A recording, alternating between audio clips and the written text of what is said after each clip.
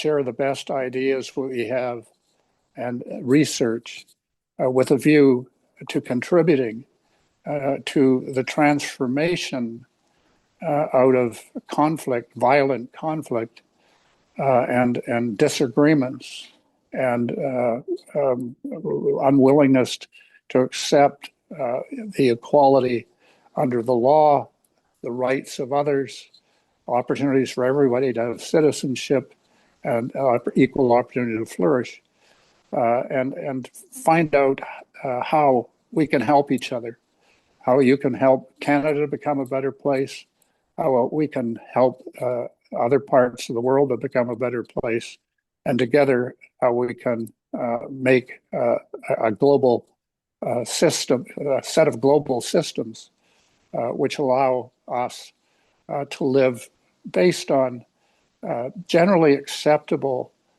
universal values, which are the foundation of human rights, infused by compassion, empathy, and respect for everybody else.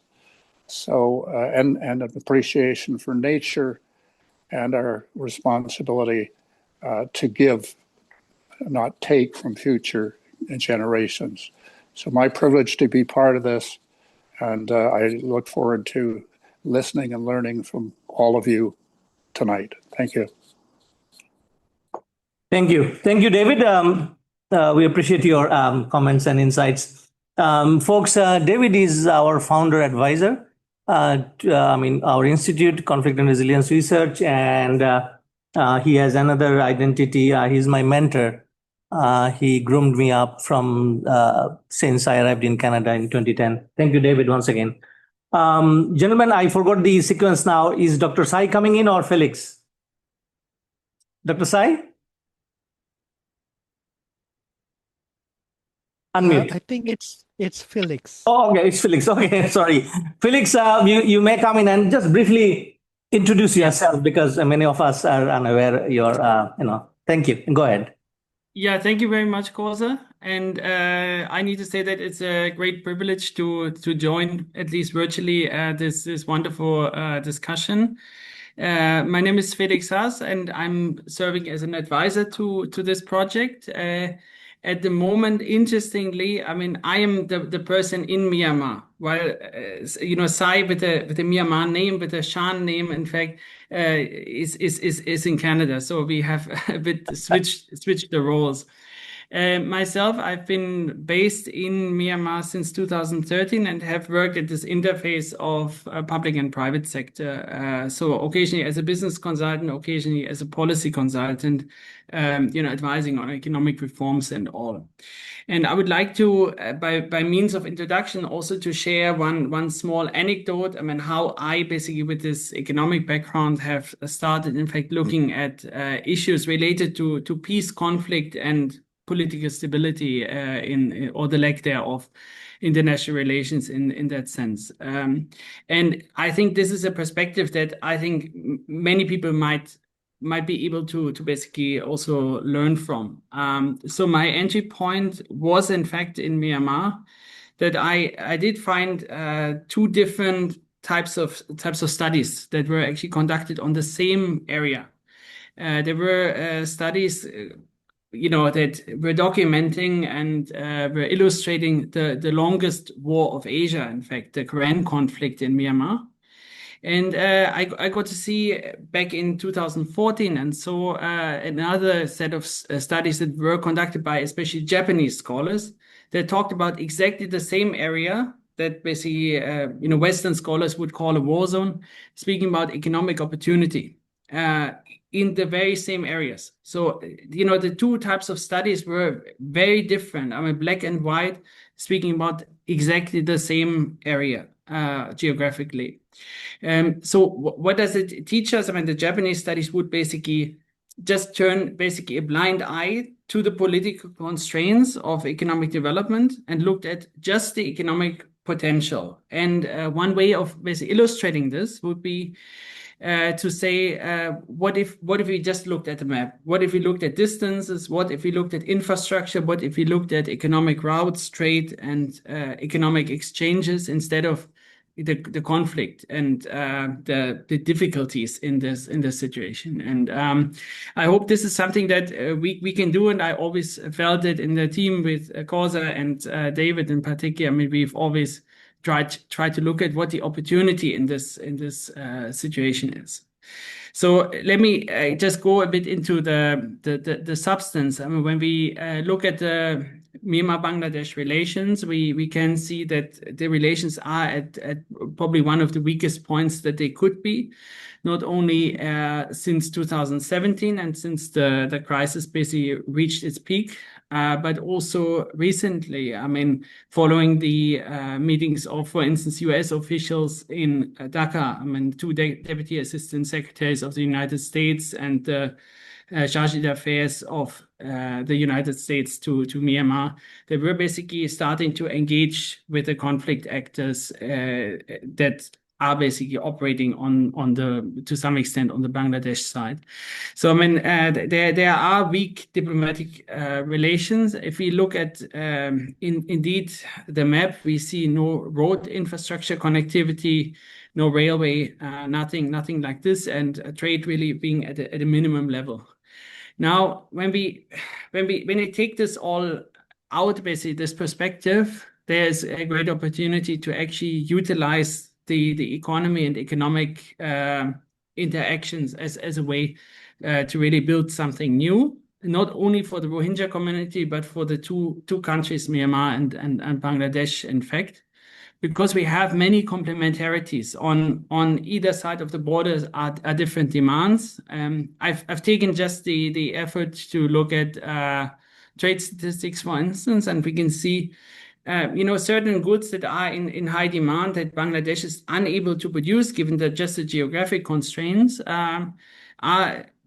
could be produced in the Myanmar side. There are various constraints on the Myanmar side that also make Myanmar an import-dependent country at the end, but there are various opportunities to, in fact, connect the dots more. And I should say that Bangladesh has two neighbors only, I mean, in factual terms, India and Myanmar, and this relationship should be explored more.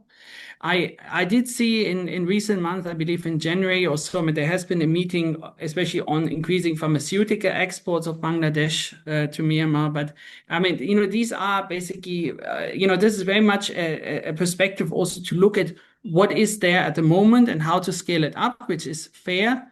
But how could we reimagine the entire relationship and really work on building ties between two countries that have complementarities and mutual interests in the region. So that's this perspective, and I would like to end by just putting that in the broader picture. We can see that the world is undergoing at this moment tremendous changes that relates to the aid ecosystem and aid budgets that are declining, that are being repurposed in various ways. And we see that in terms of trade policy that very much now favors nation states, and where there is in any country more of an inward-looking perspective. So a key question is really when we look at all this, how could really how could we for one moment ignore the problems and look at the opportunities and have a greater vision what the future of resilience, peace, and cooperation could be.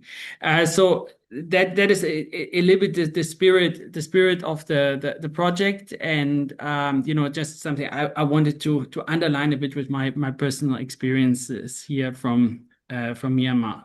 So I will leave it at that, and thank you, Kosa. Thank you, Felix. What a wonderful remarks, especially economic consultant down in Myanmar. Thank you, Felix, once again. Let me welcome Dr. Sai to the discussion now. Dr. Sai, floor is yours. Briefly tell about yourself. Thank you. Yes, thank you for inviting me to this wonderful session, and it's quite important and timely to discuss about the various topics. So my name is Sai Jisanso, originally from Myanmar. I was born in Shan State, which is on the eastern side of Myanmar. and raised in Rangoon, which is Yangon right now. And I just arrived to Canada on the May of 2025. For the past 2 years, I was living in Thailand, and up until 2025. Yeah. So beginning, I moved to Thailand in 2023 July. But before that, I was in Myanmar. So mostly my work is on human rights promotion, advocacy, and I was part of a different policy development process during the transition period, if you call it, 2010 up until 2020. So I was involved in various policy discussion, consultation, and law drafting process. That was the time most of the people have high hopes about Myanmar. And recent peace process, if I may look into it, is pretty much complex at the moment. And if you all notice that after the coup, the process has been back to almost every endeavors has returned back to square one. So but we have dire humanitarian crisis and armed conflicts on every corner of Myanmar with different ethnic groups and different democratic resistant groups. So there's been intensified armed conflicts after 1027, campaign by the three Brotherhoods Alliance, which is TNLA, MNDA, and AA. So since after that, it has been intensified, and recently with the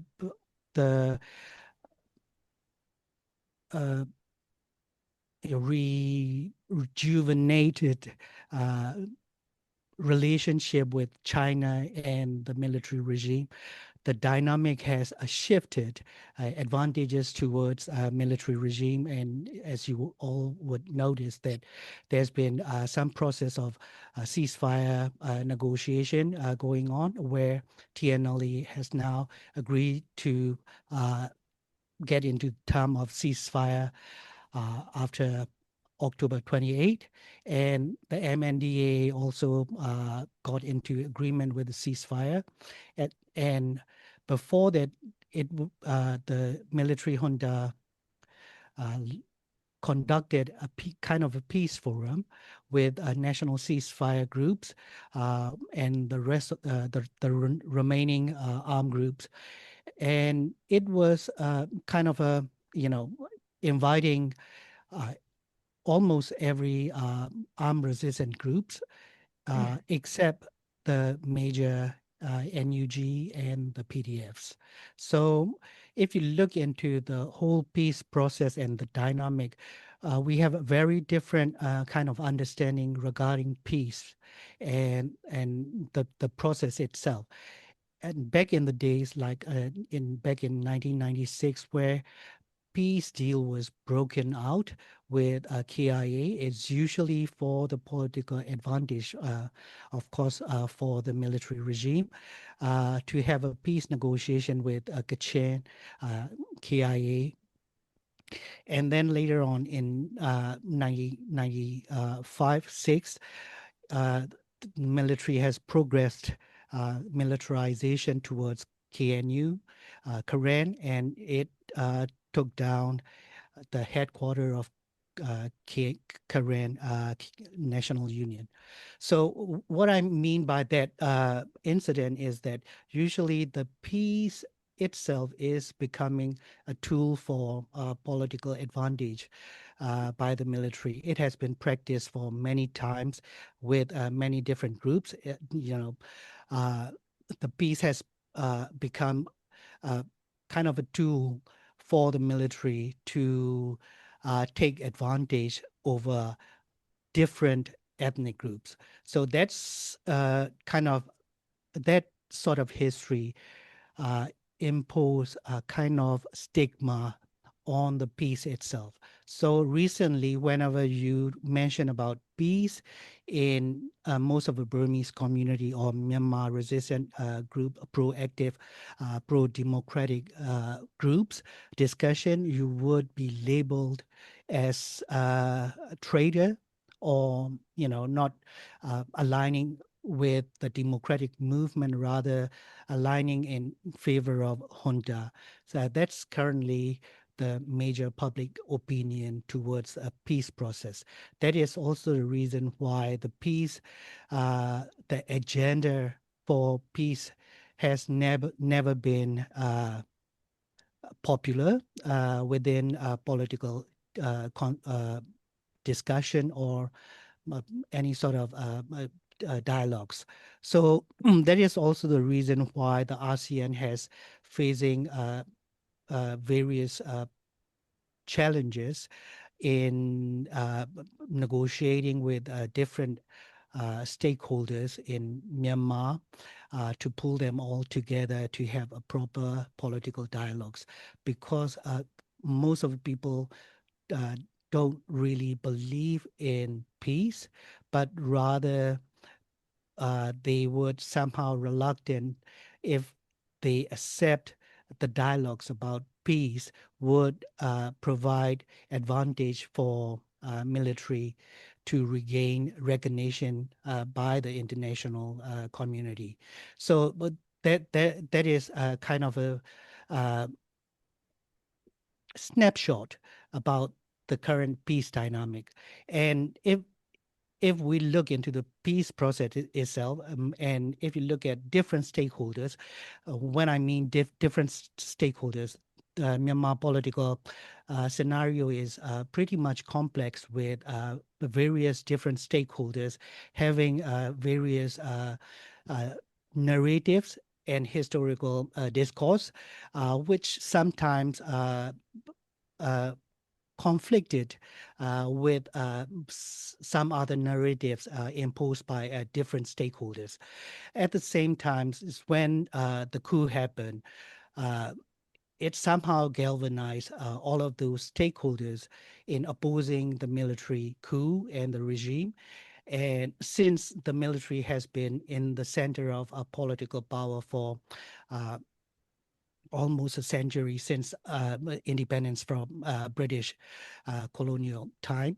So it somehow the coup has triggered such galvanization of those stakeholders.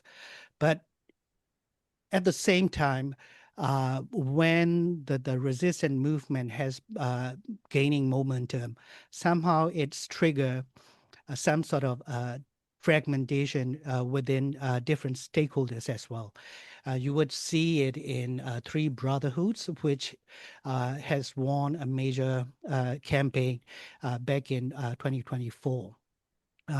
Which is called 1027 operation, which gained so many territorial control. But Rakhine is still expanding its territorial control, and MNDDA and also the TNLA has gained so much momentum. But at the same time, with their own historical narratives and with their own political motives, they proceeded to expand their territories, which somehow conflicted with other stakeholders, especially with SSPP, TNLA having conflict situation, territorial conflict situation with KIA and SSPP, the Shan, and other ethnic minority groups. So that somehow triggers sort of fragmented situation among different resistant groups. Now it's becoming who control which areas, has become their own political motives and movement, which has also become a major challenge to come to political to come to a consensus agreement for resistance movement. So if you look at two sides, one is on the military side, which imposed a coup back in 2021, is now gaining more advantage by rejuvenating relationship with China, India, and Thailand, and also, of course, Russia included. So, and on the other hand, with the political stakeholders or the resistant movement groups, they are somehow becoming much more fragmented because of not having a political agreement or consensus agreement, or not having a proper negotiation process among themselves, which is somehow creating a much more complex situation for going about peace process. So that is currently the dynamic of Myanmar situation in a very brief introductory explanation. I hope we can have much more discussion on this issue in later time. Thank you very much, Kosa. Thank you. Thank you, Dr. Sai. And ladies and gentlemen, Dr. Sai has a PhD from Australia, and he's a professional and now happily living with us, right, Dr. Sai, in Winnipeg? Yes. What is the temperature today? It's getting warmer today. Okay. We have about 3-4 degrees. Oh, that's good. I left when it was -5. Yeah. So this is today is a beautiful day. Excellent. Happy to note that. Okay, folks, thank you, Dr. Sai, once again. And I'll put Dr. Imtiaz up, but Dr. Imtiaz, if you kindly allow me to, set the scene for the project for under 5 minutes, sir, with your permission. Is it okay, sir? Then I will let you you share your screen. You are co-host. Your presentation would be up. So, folks present here this morning, here is my formal speech. Distinguished faculty, staff, and dear students, thank you for giving me the opportunity to speak with you today. It's a pleasure to join you at Bangladesh University of Professionals and engage in a conversation about an initiative that is both academically rich and professionally consequential, and we titled it Charting a Lasting Peace in Myanmar. I represent Conflict and Resilience Research Institute Canada, which is partnering here in Bangladesh with the Center for Alternatives under Professor Dr. Imtiaz Ahmed, and co-hosting today with BUP. I'm especially pleased to speak to an academic audience because your curiosity, your willingness to question, and your capacity for generational shift matter enormously for the future of peace processes everywhere, not only Myanmar. Why this matters? Why now? Conflict in Myanmar continues to have ripple effects across the region. It's not just a problem for one country. If we accept that the epicenter of the crisis is inside Myanmar, then the place for durable solutions lies there as well. The refugees, the communities, the damage, much of it extends into Bangladesh and other neighboring states, but the root has to be addressed where the conflict originates. From Canada's perspective, our engagement in this region is guided by the Indo-Pacific strategy.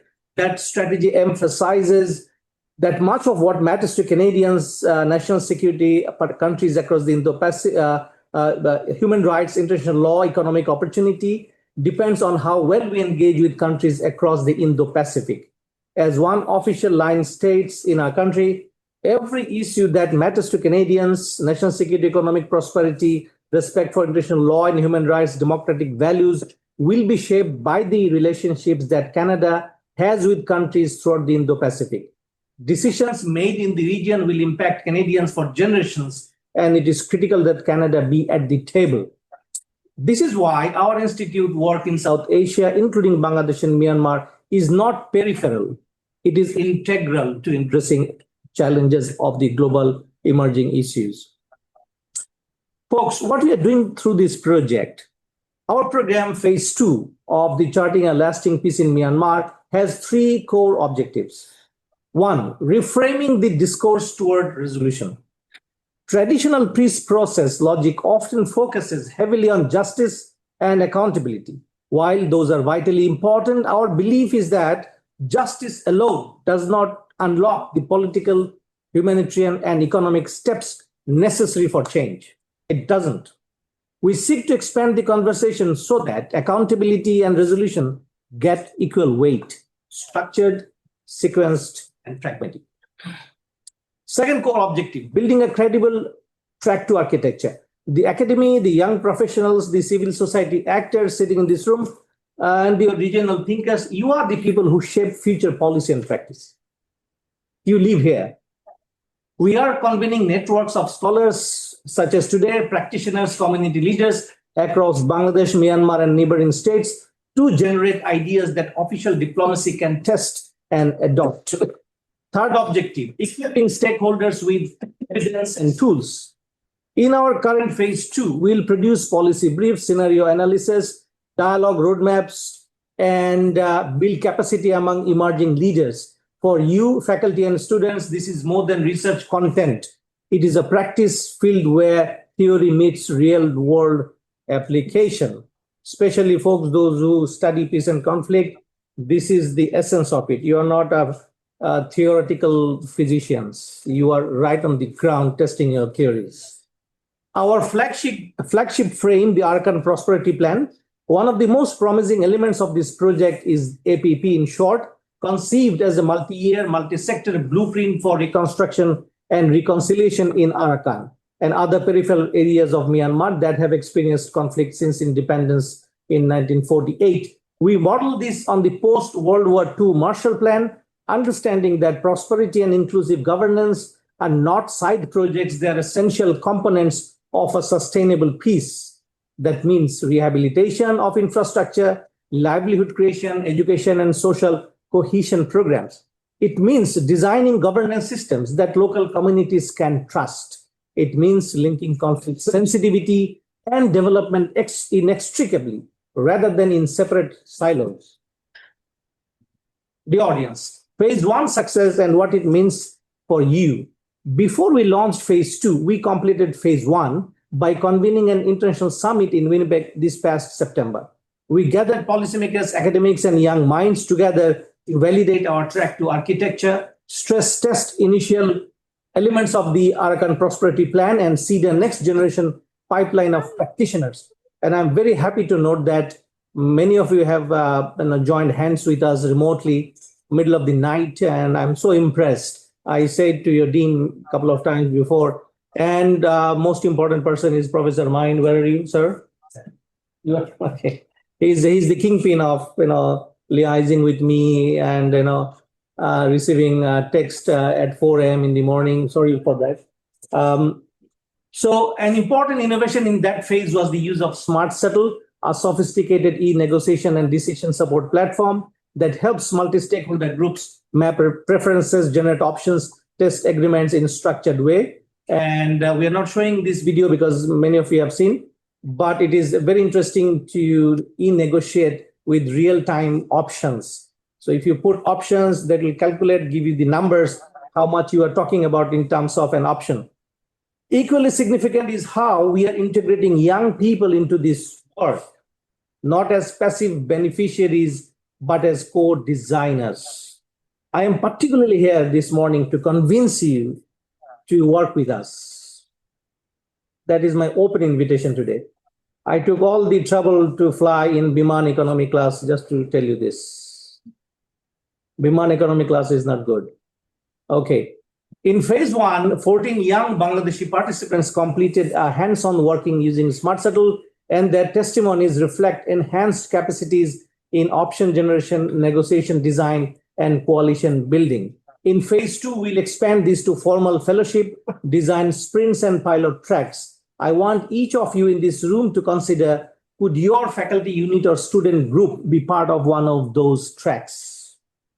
Take your time, you don't have to tell me right now, but this is our invitation to you. A word of caution and optimism, maybe both. I want to borrow a line from historian Hariri. He reminds us that humans were always far better at inventing tools than using them wisely, unquote. The implication is clear. Technological or institutional innovation alone cannot guarantee better peace outcomes unless paired with disciplined, context-sensitive implementation. And folks, on the sideline, you are studying in a great institution which has a blend of discipline and studies. If you are making bold proposals in reconstruction, negotiation processes, governance reform, we must do so responsibly. Ingenuity without responsibility may amplify harm. Ingenuity with discipline can shorten wars and lengthen peace. What we ask of you today, as students and faculty members, you hold a unique vantage and a distinct responsibility. Question rigorously whatever we say today. Question it rigorously. Think, engage actively, and stay grounded in people's lives, because you know Rohingyas, many of you have been to the camps. In closing, let me leave you with a quote from Nelson Mandela in Long Walk to Freedom. How many of you ever read this book? One? Okay, even better. In some occasions, I don't find none.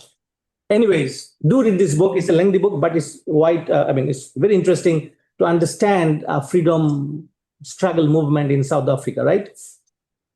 But I just wanted to use one quote, and then I'll leave it to Professor Imtiaz to kindly go over the plan in details. So here he says, after climbing a great hill, one only finds that there are many more hills to climb. But I can rest only for a moment, for with freedom comes responsibilities. And I dare not linger, for my long walk is not ended. Ladies and gentlemen, our hill here is the crisis in Myanmar and surrounding region. The next hills will involve reconstruction, reconciliation, negotiation, and genuine embedded peace. The walk is long, but with your inquiry, energy, and vision, it becomes meaningful. Thank you for being here today and for your willingness to make this academic endeavor truly engaged with the world. I look forward to the conversation. And sir, you are up. Is your presentation ready, sir? Well, thank you, Kausar. I tried my best to share it. I couldn't, but I sent you to your email and also to your WhatsApp. Is it possible for you to upload that? Shambhu. Sir, just a second, sir. I need some help here. In between, folks, refresh, drink water. You have long day ahead. Right, Dean? Can we take... Yeah, it's in your WhatsApp and also in your email. Oh, sir, did you send me... you Winnipeg, sir?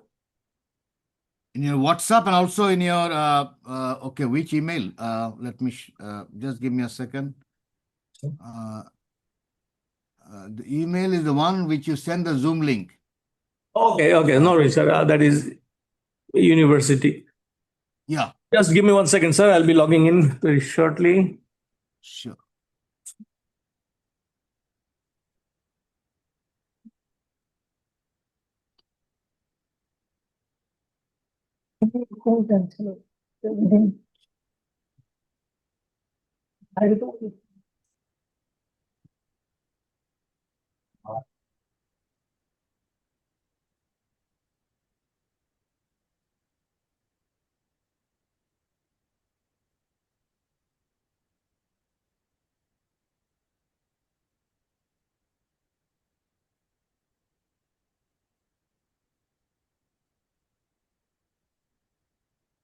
Yeah. Maria. Need the phone.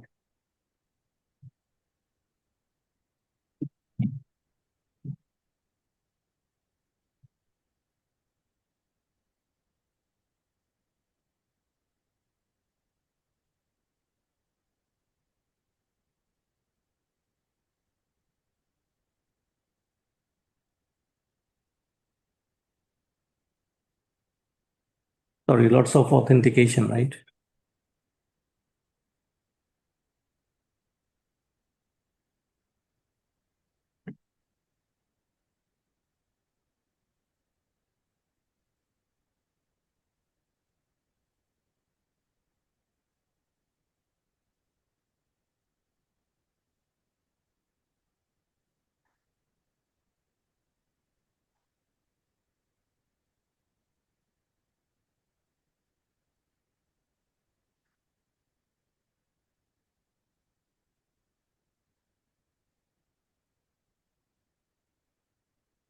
Can it go simultaneously?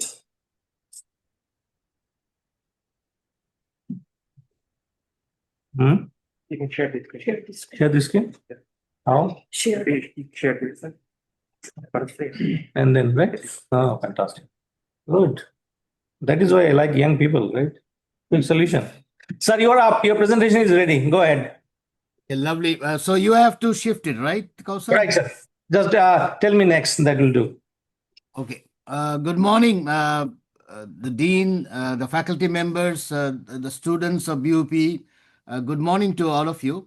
I think the stage has been already set up by Kausar and David and others, Felix and Sai already. So what I will do is just run through some of the slides to give you a sense of what we are trying to do.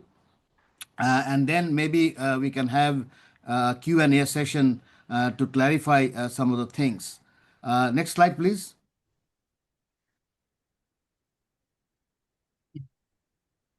Have you? Yeah. Yeah. Well, let's see the context first. Why we are here and why we are talking about something called Arakan Prosperity Plan. And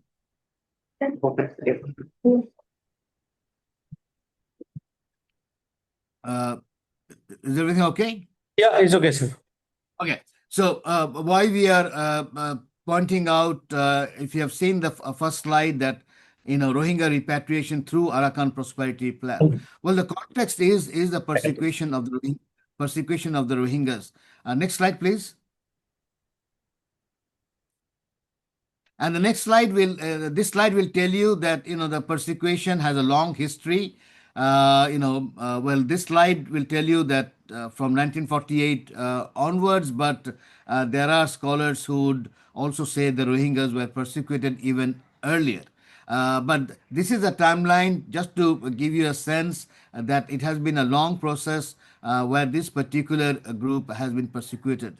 Next slide, please. And in this long journey of persecution, if you can see, 2017 is a big one where we have seen,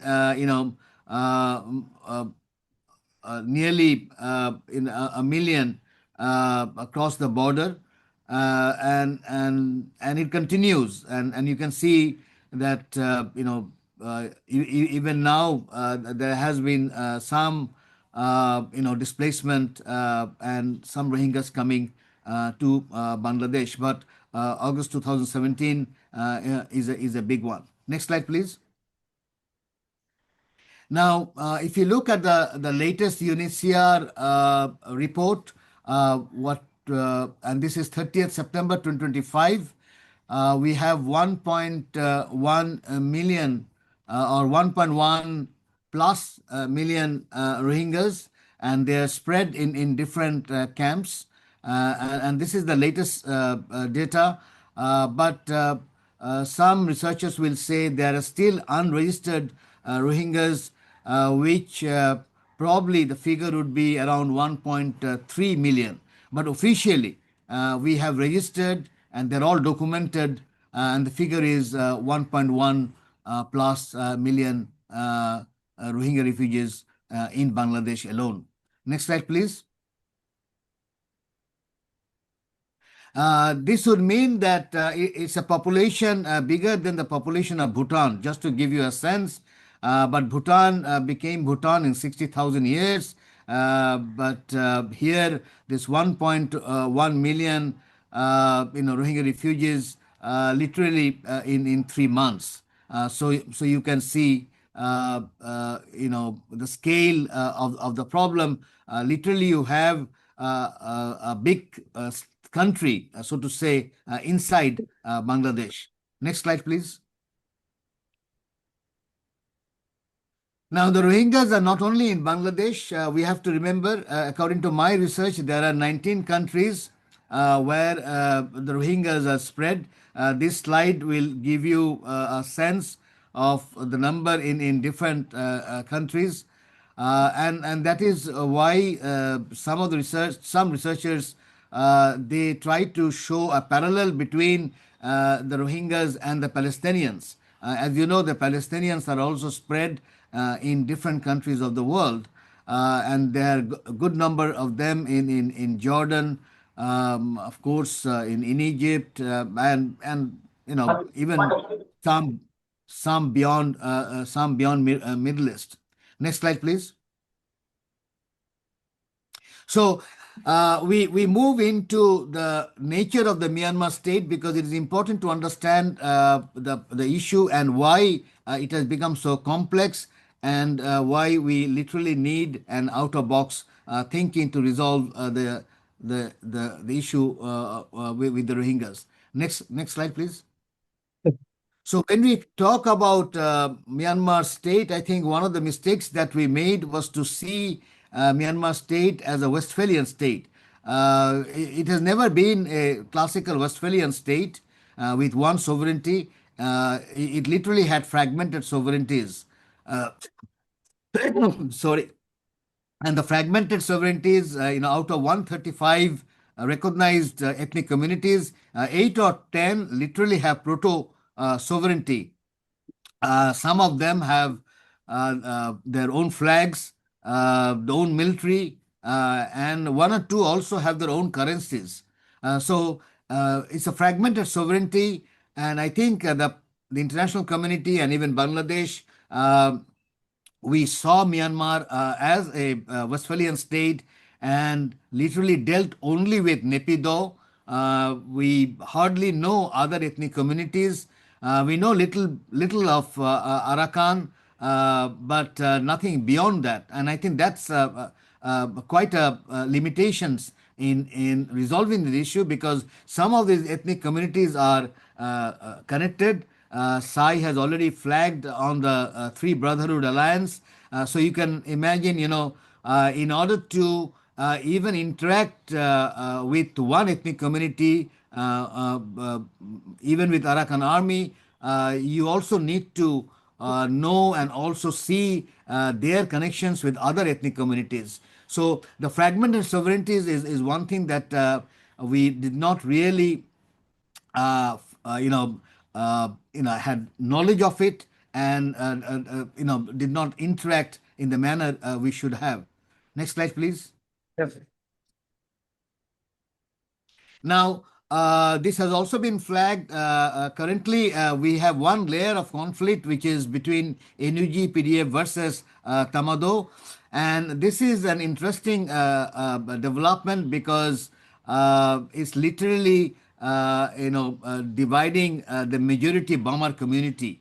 Myanmar always had conflicts of one kind of another with different ethnic communities, but the Burma community remained united in many ways. There were conflict some 25 years back where the students also, literally thought of launching an insurgency movement because back then Aung San Suu Kyi also was not, the election was not recognized, and that was not validated. So the students went to the jungles, but then at that time Aung San Suu Kyi opted for a non-violent approach, and probably maybe because of that reason she also got the Nobel Prize. But that was way back. This time, we still don't know, the position of Aung San Suu Kyi, but it seems that her party has taken a militant approach to resolving the issue, and there we see the PDF.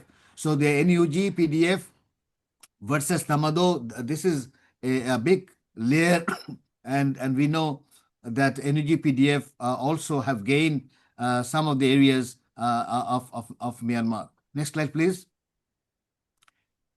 Now, on the top of that, you have another layer of conflict, and that's between ethnic armed organizations versus Tamado. And that makes it much more complex because some of the ethnic armed organizations, they have taken the opportunity because of the division within the Burma community. They thought this is the best time for them to increase their power even in some respect the territorial gains. And we have seen some of the ethnic communities also have gained the territories, and that has created or made the conflict much more complex, because you have, as I said, NUG PDF versus Tamado at one level, and then you have the ethnic arm organization versus Tamado at the other level. So two layers of conflict, and that has made the Myanmar situation, or the state of Myanmar, much more complex than normally when we deal with other countries. Somewhat similar to Afghanistan case, if I want to just give a sense of some of the conflicts in the region, Afghanistan would come a little bit closer to the situation, but I see much more complex when it comes to Myanmar. Next slide, please. On the top of these two layers of conflict, the third one is equally, I would say, much more made the situation much more complex, and that's the de facto sovereignty in the Arakan, in the hands of Arakan army.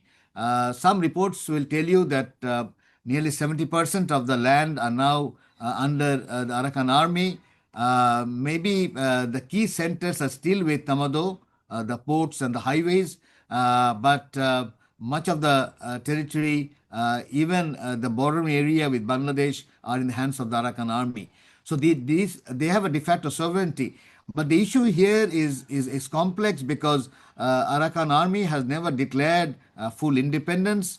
I think what it is fighting for is what I would call, hyper autonomy, and we don't know how that will lead to. So maybe at one time, Arakan army will negotiate with Tamado. That is, that likeliness is always there. So it's a different situation than in the context of some of the experiences that we had with other refugee situation, including our refugee situation back in 71, where we were fighting for an independent country. But in this case, it looks like hyper autonomy rather than full independence, and that makes it much more complex. Next slide, please. Now, when you have that situation, keep that in mind, because when we talk about the pathways repatriation, that context has to be kept in mind, and the argument as to why we need an out-of-box thinking to resolve this issue. Next slide. When it comes to pathways, there are different pathways. I'll not go into detail because of the time. There are altogether, in operation, 5 pathways. Pathways 1 is the bilateral, where Bangladesh and Myanmar have sat on several occasions to resolve the issue, but up until now, nothing has come. Next slide, please. We have pathway 2, which is multilateral. UNHCR has also got involved, and they signed an agreement also. This is UNHCR, Bangladesh, and Myanmar, where they talk about voluntary, safe, and dignified repatriation, but on resolving the issue of with citizenship status, freedom of movement, and security. So there are conditions laid when that can happen. But this multilateral approach has also not gone far. It is still there, but it has not really made the kind of development that one would like to see. Next slide, please. Pathway 3 is the tripartite. China volunteered to be, one of the key actors in resolving the issue. So back in September 2019, there was an agreement between the 3 countries, Bangladesh, China, and Myanmar, trying to resolve this issue. They had working mechanisms. There had been series of meetings between these 3 countries.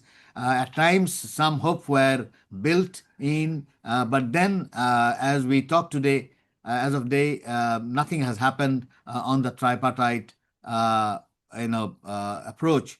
Even the Chinese would tell us that it's not easy to convince Myanmar, and probably one of the reason is they're not finding enough incentives and the right environment to take the Rohingyas back. But this tripartite is also on. It has not been nullified as yet. From time to time, there are certain meetings, but as of date, nothing has happened on the tripartite pathway 3 also. Next, please. Next slide.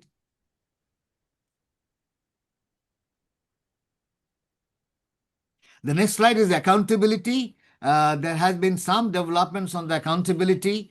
Back in 2020, January and July 2022, there were two judgments, and both the judgments recognized the Rohingya as an ethnic community unanimously.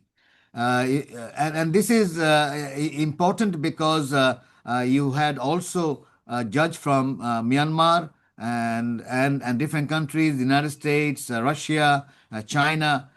They all agreed to identify the community as Rohingya. So the debate is no longer there now as to how they should be identified. Even Myanmar, I remember when the trial was on at the ICJ, and I was there in that room. Aung San Suu Kyi never for once said that they are illegal immigrants or Bengalis. Throughout our deliberation and the deliberation of a team, throughout they maintained that they are Arakanese Muslims. That concept also is problematic because there are Rohingya Hindus and also Rohingya Christians. Though the number is small, it's a problematic concept when you say Arakanese Muslims, but the very fact that Aung San Suu Kyi and her team said Arakanese Muslims meant that they have come from Arakan. And Arakan is part of Myanmar. But ICJ rulings made at least the two provisional judgments and one a response to Myanmar. They made the decision, they came out with the judgment that they are Rohingyas. The second critical one is the US government declared in March 2020 that the Myanmar military committed the crime of genocide and crime against humanity against ethnic Rohingya in Rakhine state. And the third one is in Argentinian court also. In February 2025, arrest warrants were ordered against 25 Myanmar government officials for the crime of genocide. And this is also an interesting development. So accountability issue is still there, but it's a longer time. Anyone knows. And then how Myanmar, even when the final judgment will come, that will take years. But even when that will come, not necessarily, Myanmar would follow.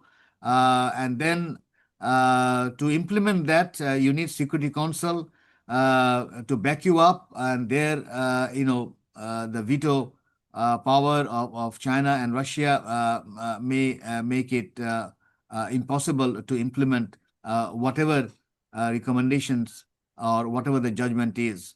But still, the accountability is still there, and it needs to be pursued because, as you can see, there is a global consensus that some crimes against humanity has taken place in Myanmar in 2017.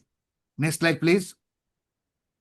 The next slide is pathway 5 is reimposing sanctions. Some of the countries have put sanctions on groups, on individuals, on companies, but that again, that has not made headway. And some of the countries have not joined at all. I can see Australia, India, Japan, South Korea. They have not joined. So, sanctions also has not really made a much difference to resolving the issue. Now, so we have these 5 pathways. All are there. the pathway that we will now be talking is pathway 6. Next slide, please. And this is the Arakan Prosperity Plan. It doesn't cancel the other pathways, it just adds another.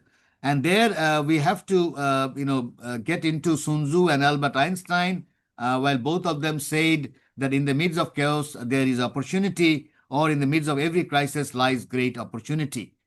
So whenever we see crisis, we should also start thinking of the opportunity that the crisis brings. Keep in mind that this particular idea, has some connection with the Marshall Plan. And next slide, please. And this okay, the economic incentives on investing in a public-private partnership. Next slide, please.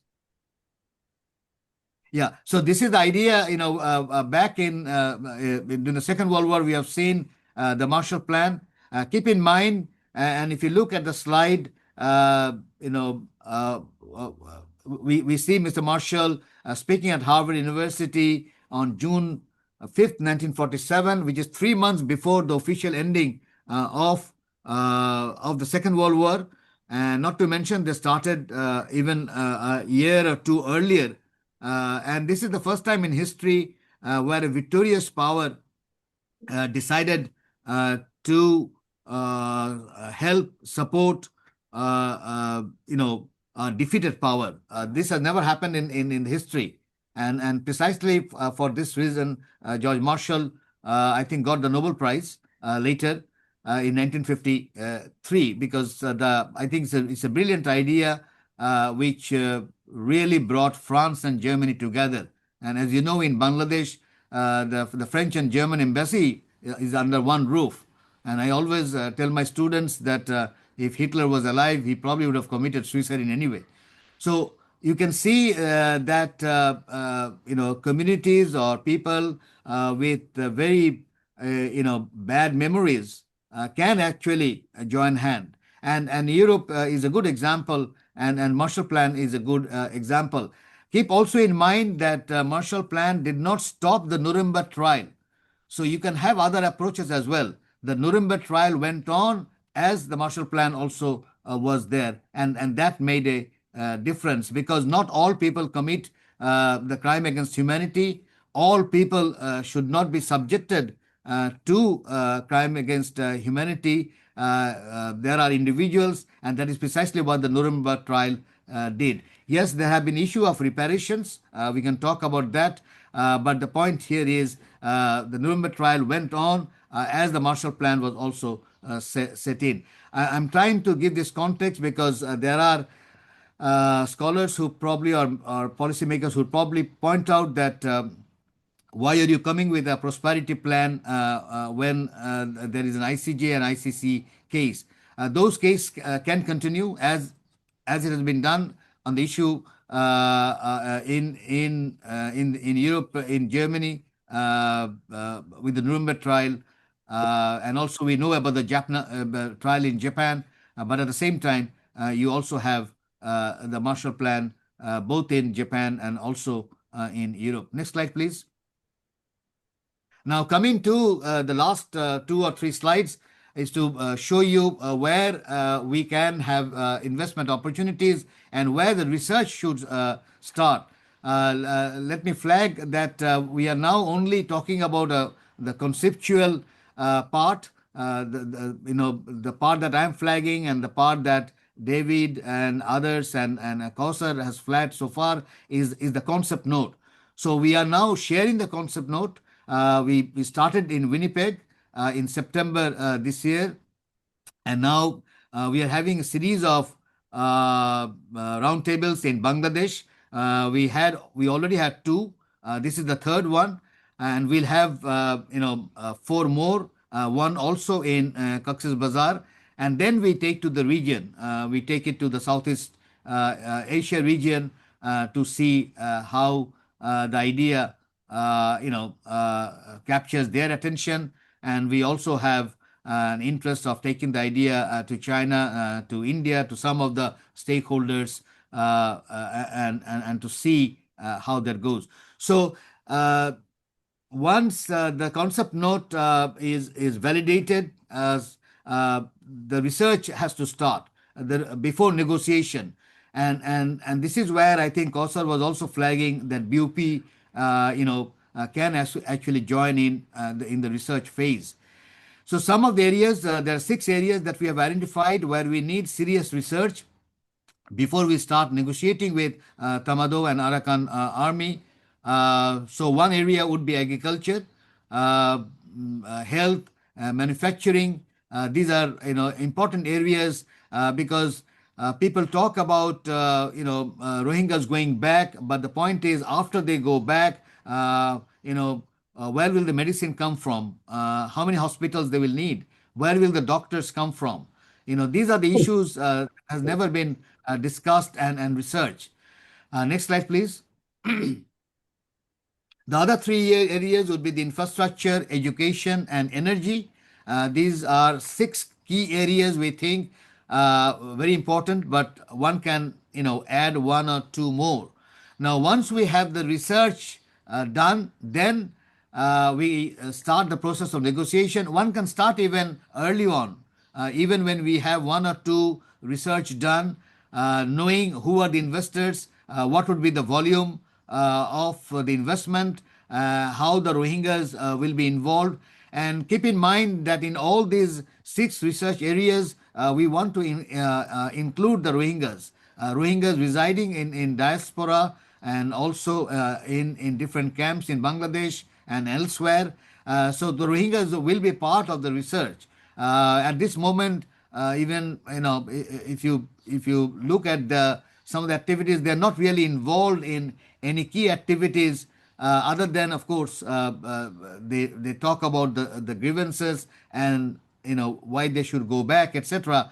That campaign is on, a campaign more on the line of activism, but not fundamental research.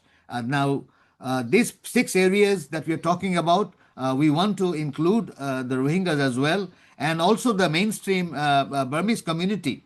And this is also very important because I think the kind of animosity and the mistrust they have, that can get diluted through this research component. So I believe, when the team will be set up, it will include people from the Burma community and other ethnic communities, including the Rohingyas. So I wanted to flag this up to give a sense that what we need is a civil agency on the part of the Rohingyas as well. And this process probably there's a possibility that this process will develop such a civil agency of the Rohingyas. Next slide, please.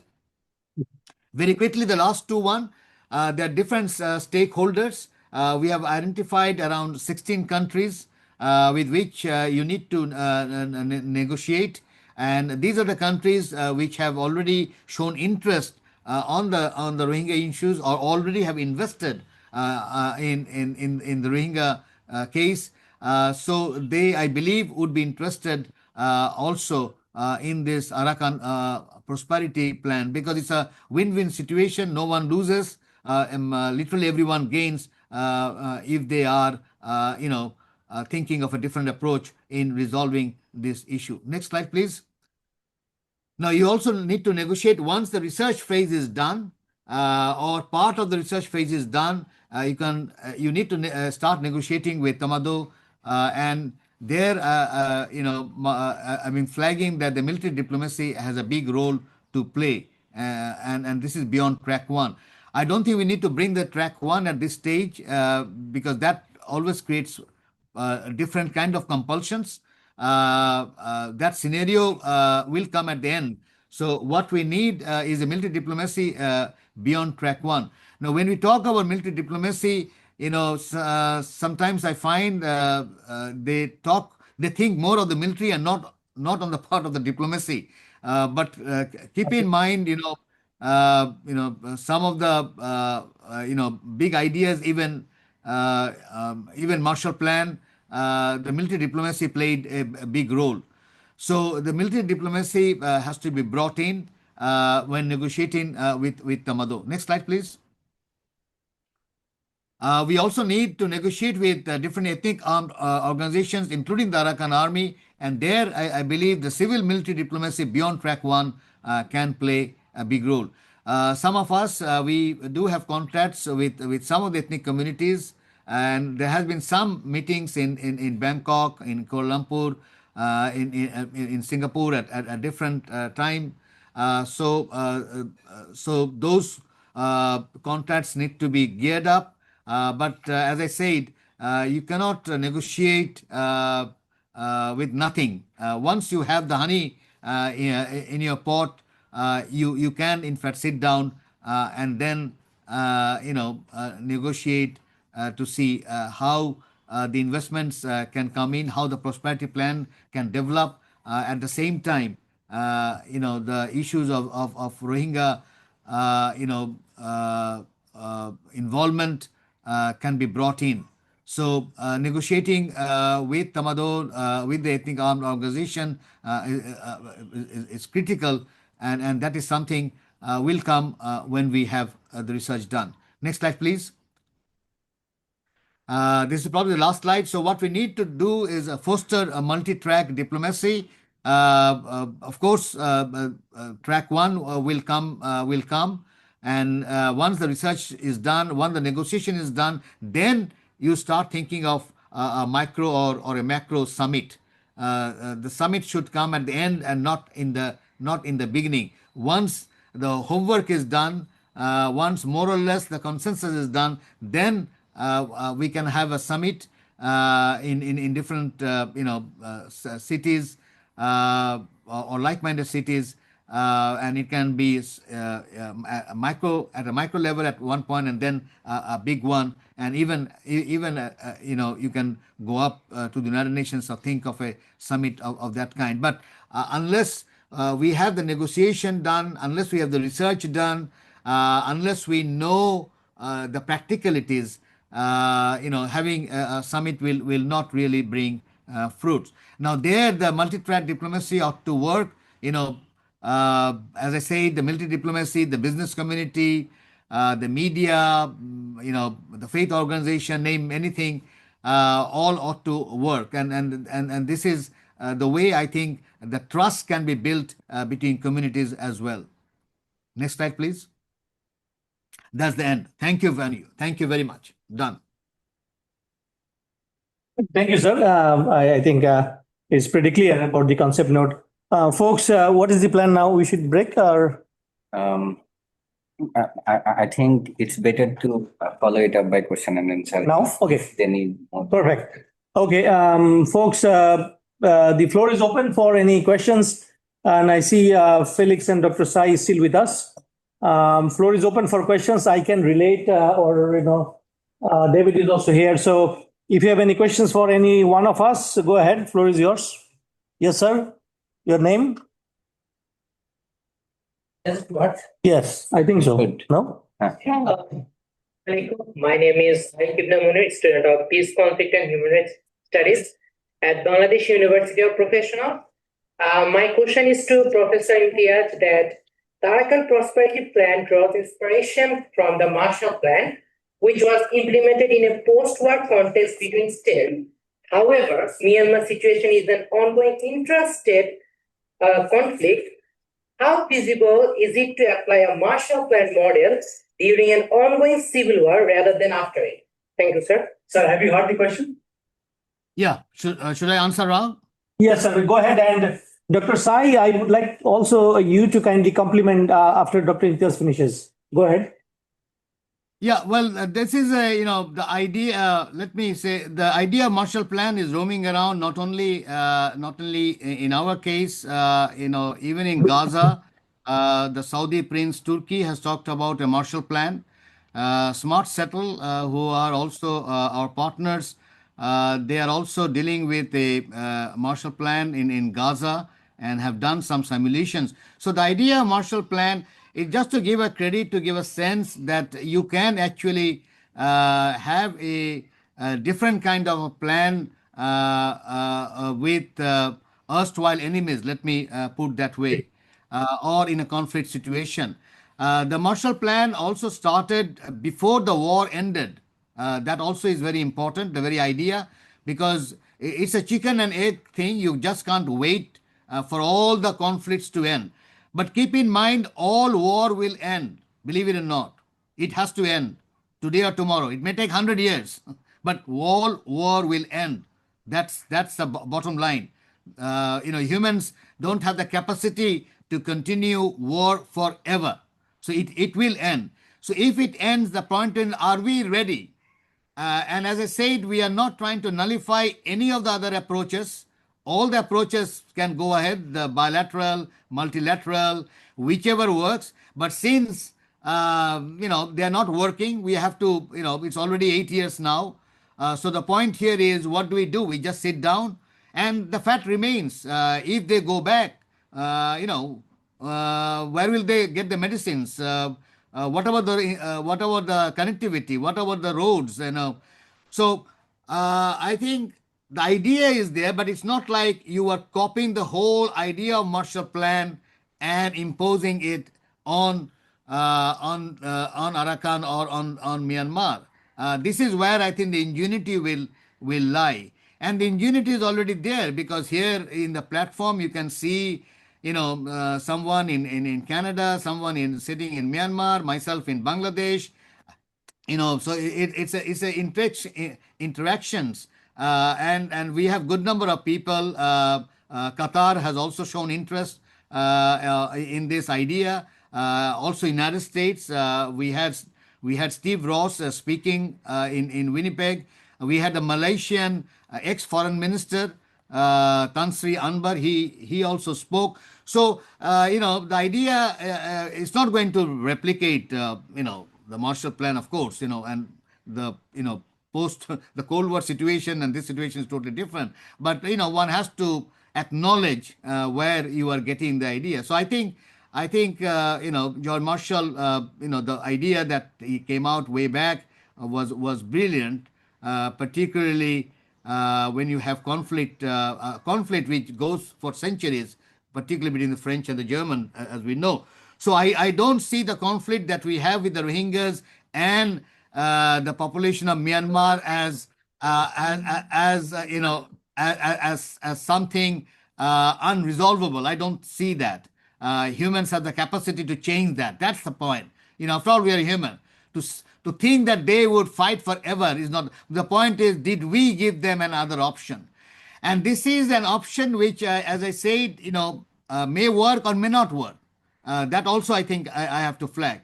What I think is required is the research first. Can we take up a research? Can we bring the people of different communities, of different countries into this, the investors, and then see how the negotiation works? Because at the end of the day, don't forget, we need to deal with Tamado. We need to deal with Arakan army. There's no way of resolving the issue by not dealing with them. That's very important. But how do we deal with them? Do we deal with them all with sticks? In diplomacy, they always say carrot and sticks. So do we deal only with sticks? Because all the approaches that I see, the others, I think Myanmar state will say, oh, these are all sticks. It doesn't excite me at all. But this is one, I think, I don't want to use the word carrot, but my point is, this is one incentive to resolve the issue. And I believe, once we can have the research done, once we can show that there's a different pathway to resolve this particular crisis that we have, the whole of Myanmar will benefit out of it. Not only Arakan, the entire Myanmar state, and of course Bangladesh will also gain. The whole region will gain, because the alternative is really bad. David and Kausar can talk more about this. Smart Settle, I think, has done a calculation, and the loss that they have now of not having a Marshall Plan is in billions of dollars. So not having an economic incentive is not a solution, because the loss is huge. So my hope is there that once the research phase is there, the context the connections will take place, the mistrust, can be handled a little bit, and then we can. But I agree. We don't have a final answer to it. We have to wait for that. But this is one approach we'd like to add to other pathways that we already have when it comes to the Rohingya issue. I'll stop. Thank you, sir. Dr. Sai or David, yeah, come in, please. I would just like to supplement to respond to the question about this being a civil war. So what makes this smart settle involvement as a multi-stakeholder means of parties that are not normally at a negotiation? So you can have certainly Rohingya, you can have voices for the environment, you can have voices for women, voices for youth, all at the table. And therefore you frame this as an opportunity for a sustainable, positive peace solution through inducements and multi-stakeholder ownership and creation, co-creation of a consensus for the solution. So this is what makes it unique. This has not been done before in such a serious, complex, enduring conflict. Thank you. Thank you, David. Felix, your hand is raised. Go ahead. Yeah, I would just like to make one point and give one example. When we, for instance, look at Bangladesh's trade statistics, I mean, Bangladesh is importing 67 billion US dollars in 2024, for instance, and has a trade deficit of around 7 billion. For instance, if you look at one product which stands out, it is cotton, right? So that is a product that, for instance, is imported to really the large majority. I mean, approximately over 90% of it is imported. So over 7 billion, basically, Bangladesh needs to pay, in fact, to countries. I mean, India, China, Brazil, in fact, I mean, these are the major supplying markets, for instance. I mean, if I just look at that product, right? Myanmar has had an industry of cotton production in the central dry zone, in fact, for a long time. And this industry has entirely gone down over basically this Burmese way to socialism and over state-owned enterprises interfering in that market. I mean, I just asked AI, I mean, what kind of space would it take to basically grow the cotton that Bangladesh needs in Myanmar? And it's somehow like a square of 100 or 150 kilometers basically in size, right? So I mean, just looking at that, I mean, of course, I mean, we can go into basically how to grow cotton, and I mean, it can be mechanized, but it could be also a labor-intensive industry that could employ a lot of people. I mean, it's just an example, I mean, of something where really, a new kind of cooperation could be created. And so like this, we could find many kind of complementarities as well. So, I mean, as a German national, I need to perhaps speak about the Marshall Plan. I mean, just in that sense, because we have largely benefited, of course, from the European Recovery Program, or the Marshall Plan as it's called. And I mean, the key difference is basically that at that time there was a political will to invest in Germany and to invest in this reconstruction. At this time, just we have a lack of this first step of this vision. What could be done? I mean, as Dr. Imtiaz mentioned, many opportunities are there. I illustrated it now with the cotton case, just as a basically random but significant example. But like this, it could be for many other areas that we just need a structured approach to think very differently about the opportunities. Thank you. Thank you. Dr. Sai, do you want to say something? I think everybody answers enough. I want to add more. Yeah, I think. Thank you, Dr. Sai. Good, brilliant question. Next, Thank you, sir. Professor Mine, yeah? Yeah, may I jump in with some notes for the students? Okay, I think we need to roll first. And for that reason, we have some key purposes. I mean, the heart of this workshop is to get some feedback from the participants. So we need to go there as soon as possible. But this part is very important. I need to clarify why we should take this part. Effectively, in this open floor, please sink yourself into the mood that you're thinking as a peacemaker or peace builder for Myanmar. You, from a neighboring country, and the context of Myanmar, you have some understanding from the presentation, you have some understanding from your previous studies or other experiences as well. But I believe there is a lot more to know about Myanmar before we think about their peace. So I want you to take this opportunity. If you, we have two things. We have a situation in Myanmar, and we have a proposal presented by CRRIC here before us. Now think of this and think yourself as a peace builder, as a peacemaker. And now what more do you need to know to come up with more realistic feedback for peace proposal in Myanmar?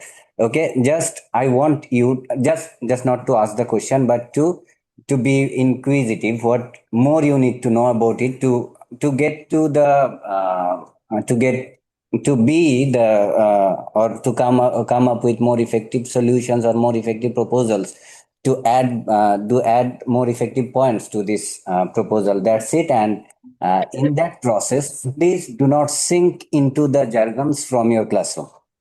And I know you are loaded with jargons and theories from your classroom because there are multiple courses of peace building or of conflict resolution or civil war stuffs, conflict analysis stuffs. Just don't sink into the jargons. You need to more sink into the context, into the situation of those will help you more to be to come up with organic proposals. I think that's a note for you. Now we can use next 10 minutes to take your questions, and then we can go for a short break, and after that I think we can reconvene. That's a great idea. Yeah. So yeah, brilliant question. What is your name, sir? I keep the money, sir. Fantastic. I have noted your name. Okay, next question, please. Assalamualaikum, sir. Am I audible? Hello. I think so. Yeah, go ahead.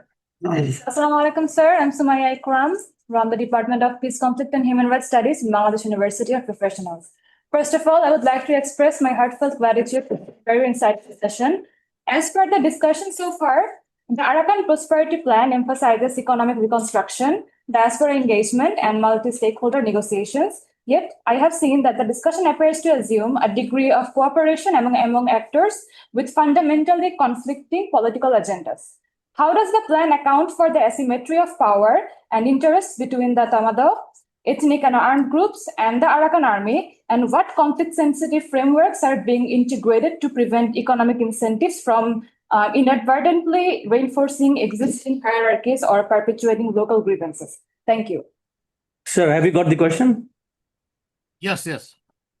Go ahead, sir. Oh, we answered. Okay. When we talk about asymmetry of power, keep in mind, when we talk of power, we always in our head, and particularly if we are IR students or peace studies, we think of military power. But economic power is also a power. The point is, how can this asymmetry be resolved? I think what Marshall Plan did earlier is to look into this issue of asymmetries. There were asymmetries, don't forget, in Europe, particularly on the refugee situation. Keep in mind, the Marshall Plan also resolved the refugee situation that was there in Europe, and it was massive. Please go through some of the books and you'll see how massive the refugee situation was there in whole of Europe.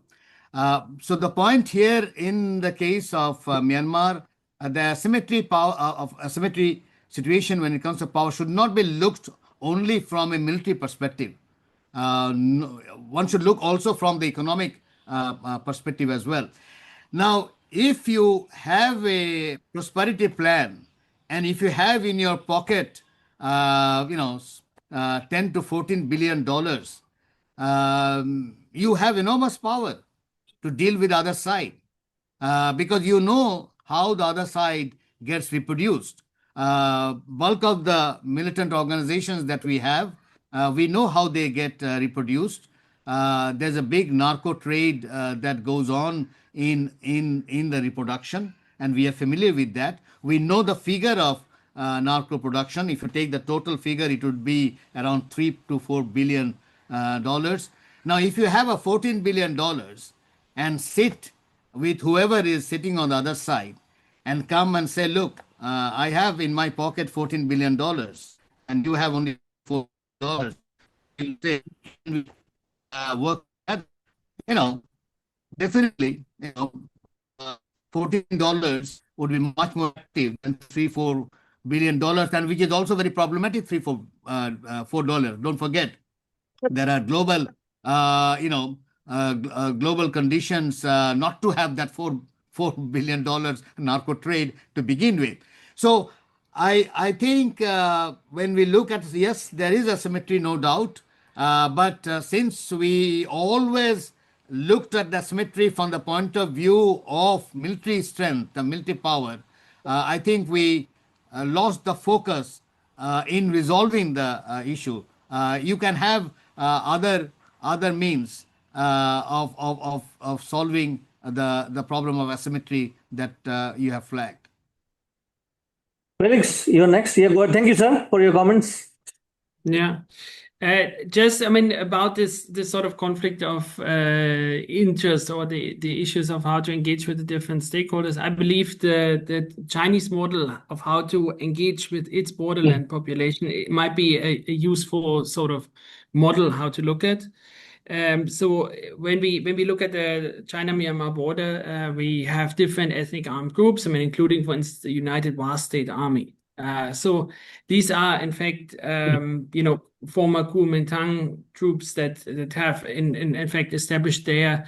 I mean, it's a community with cross-border ties in Yunnan province and also on the Myanmar side, for instance.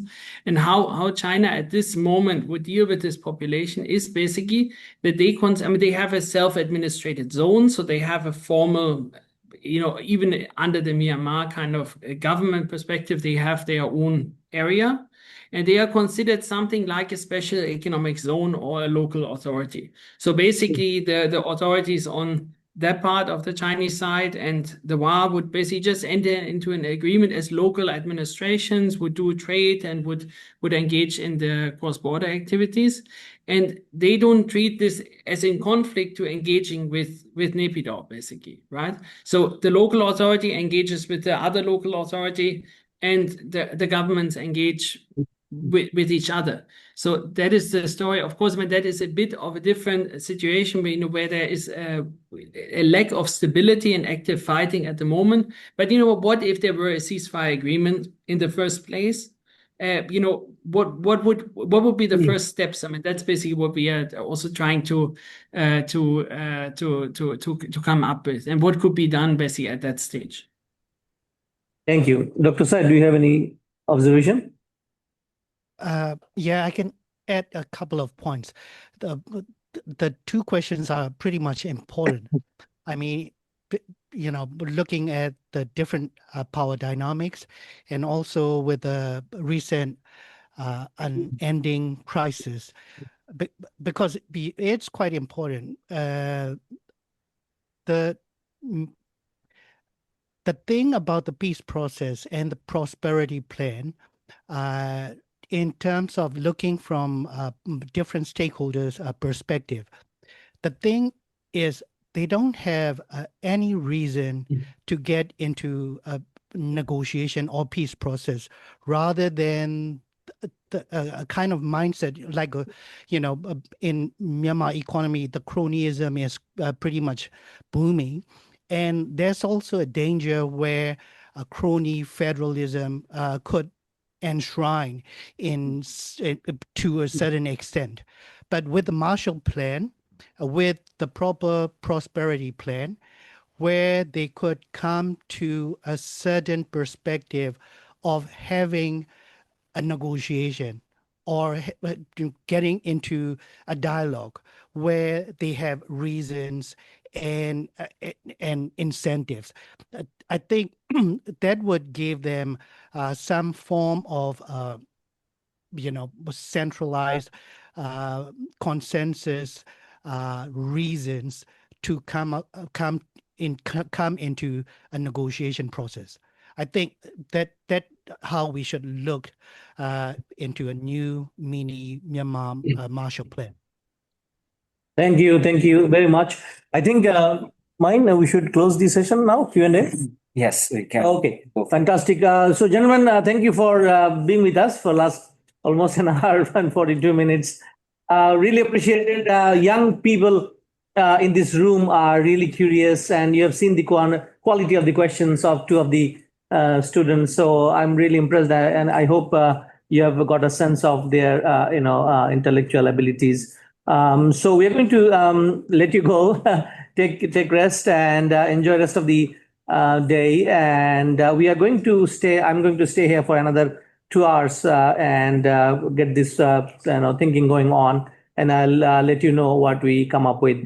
Dr. Imtiaz, for you, sir, 3 p.m. NSU, sir, just for your kind today, sir. Okay. Yeah. Okay. Sure. Thank you. Okay. Thank you. Thank you, Felix. Thank you, Dr. Sai. David, thank you very much. Thank you. Thank you so much. Take care. Bye-bye.